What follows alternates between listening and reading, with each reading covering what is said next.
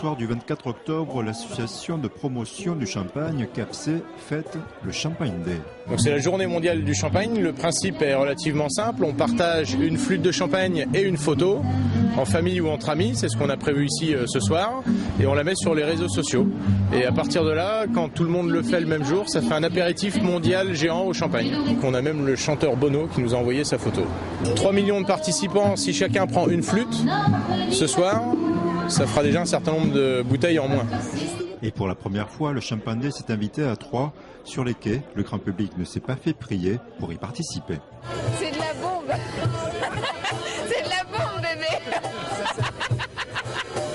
Ça sert à quoi le Champagne Day? Le Champagne Day à connaître des gens qu'on ne connaissait pas il y a 2 heures.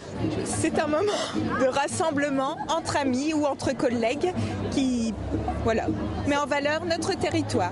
Effectivement, dans un univers de vin concurrentiel, hormis l'opportunité commerciale, le Champagne Day ancre ce produit mondialisé au sein d'un terroir. C'est une très bonne idée, sympathique, ludique, chaleureuse. Ça valorise évidemment notre territoire, notre savoir-faire. C'est une marque, c'est un produit qui doit être également protégé, donc c'est important qu'on sache qu'il est de quelque part et pas banalisé par tous. Je rappelle que 25% du champagne est fabriqué dans l'Aube.